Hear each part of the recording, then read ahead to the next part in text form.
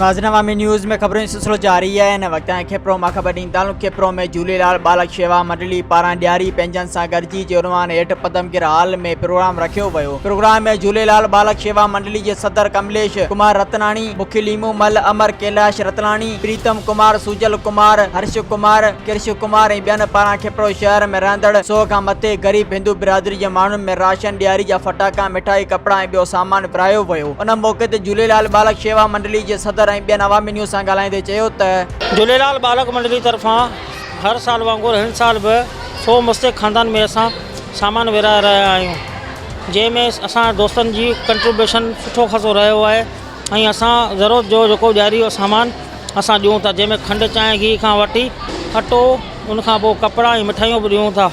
महिरबानी करे पंहिंजे ॾियारी ख़ुशियुनि जो त्योहारु आहे ऐं पंहिंजे आसपास जे जेके माण्हुनि खे तव्हां सामान वग़ैरह ॾियो ऐं ख़ुशियुनि में शामिलु थियो। असां त किथे त ॾिठो हिकिड़े हमरा के कयो पिए त पोइ असां पहिरीं 25 कटनि खां शुरूआति कई, हींअर 100 कटा विरायूं था ऐं आस्ते आस्ते असां 200 कटनि ते बि रसी वेंदासीं तव्हांजी दुआनि सां। ऐं असांजो इहो पैगाम आहे त आस पास में थोरी घणी तव्हां माण्हुनि जी मदद करो, जीअं ग़रीब माण्हू जेके हिंदू खानदान आहिनि उन्हनि जो ॾियारी सुठी थिए। असां हर जॻह ते ॿाराड़ी आस पास में वेंदा आहियूं, पोइ उते चङा मुड़ुस आहिनि या दोस्त आहिनि, उनखां उन्हनि जी डिटेल वठंदा आहियूं, पोइ असां लिस्ट ठाहींदा आहियूं, पोइ उनखां पोइ टोकन ठाहे करे उन्हनि खे घर ॾेई ईंदा आहियूं। पोइ टोकन असां कलेक्ट करे उहो उनखे असां अंदरि हिते विहारींदा आहियूं। जेके बि 100 टोकन पूरा थींदा आहिनि पोइ हिकिड़े हिकिड़े सामान ॾेई बिरयानी या को मानी वग़ैरह कंदा आहियूं, खाराए करे उन्हनि खे उन्हनि जो हक़ ॾींदा आहियूं। जिते तनक़ीद न थिए उहो सुठो कमु मञिबो कोन, जिते तनक़ीद थींदी उहो सुठो कमु आहे। पाण पंहिंजो सुठो कमु जारी रखंदासीं, पोइ माण्हू ॿिया तनक़ीद करनि। ॾियारी जो मक़सदु आहे श्री जॾहिं रामचंद्र भॻवानु असांजो 14 वरे बनवास कटे अयोध्या पहुतो त माण्हुनि उते ॾियारी मल्हाई, ॾीया ॿारिया, ख़ुशियूं कयूं, फटाका ॿारिया। हिन जो असांजो मक़सदु प्रोग्राम जो इहो आहे त जे ग़रीब हक़दार आहिनि उनखे उहे बि घर सुठे नमूने ॾियारी कनि।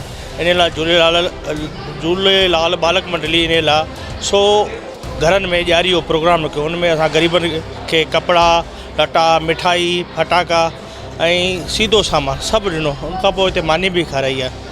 असां तमामु घणा शुक्रगुज़ार आहियूं कमलेश रतनाणी ऑर्गेनाइज़र ऐं उनजा सहूलियतकार जेके उन्हनि असांजी मदद कई, इन में असांजो हथु वंडायो। असां चाहियूं था हर साल इहो प्रोग्राम थींदो रहे। असांजे कपरे में ॾियारी जे प्रोग्राम जे करे झूलेलाल ॿालक शेवा मंडली कोशिशुनि सां जेको उन्हनि खे तक़रीबन हफ़्ते खां इहे जी कोशिशि करे अॼु जेको तक़रीबन 200 माण्हुनि जो प्रोग्राम ठाहियो आहे, 200 खां 250 माण्हुनि जो, ऐं सुठे नमूने सां जेकी माना क्वालिटी वारो माल ॾेई ॾियारी में इन्हनि ग़रीबनि सां जे शरीक थिया आहियूं, ख़ुशियुनि में सदाईं गॾु हूंदा आहियूं। 2021 जी असीं दीवाली मल्हाए रहिया आहियूं, जंहिंजो इहो फंक्शन असीं हीअं पदमगिर हाल में रखियो वेठा आहियूं एडवांस में।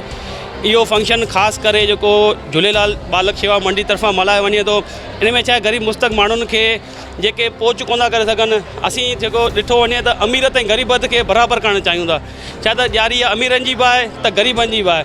इहो हिकु झूलेलाल शेवा मंडली जो हिकिड़ो वॾो हिकिड़ो वेलफेयर जो इदारो आहे, जेको बाक़ाइदे हर साल पंहिंजे हिसाब सां हर ग़रीब मुस्तक़ खानदान खे 4 खां 5 हज़ार रुपए जो सीधो सामान, फटाका, मेणबत्तियूं, ॾीया, तेल ऐं हफ़्ते जो पूरो राशन ग़रीब माण्हुनि खे पहुचाए उन्हनि सां गॾु ॾियारी मल्हाई वञे थी।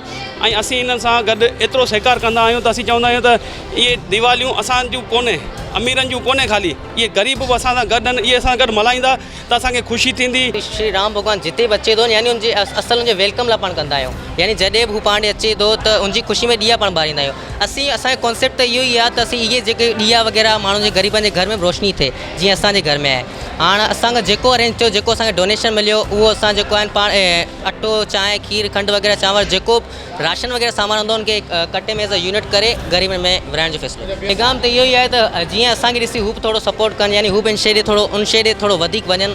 इहा हिकिड़ी सुठी शइ, यानी एक्स्ट्रा एक्टिविटी आहे, ॾाढी इंपॉर्टेंट आहे। असल में पंहिंजे रिलीजन में बि इहा शइ ॾिनल आहे। असांजे आसपास जे इलाइक़नि में ग़रीब माण्हू रहनि था जेके गुरबत सबबु पंहिंजा मज़हबी त्योहार नथा मल्हाए सघनि। तंहिं करे सरहदी वारनि खे घुर्जे त हू अहिड़े ग़रीब माण्हुनि जी मदद कनि जंहिंसां हू पंहिंजे ऐं पंहिंजनि ॿारनि सां गॾिजी पंहिंजा मज़हबी त्योहार मल्हाइनि। मज़ीद खबरों और तफसीलात के लिए विजिट करें हमारी वेबसाइट www.awamiNewsHD.com।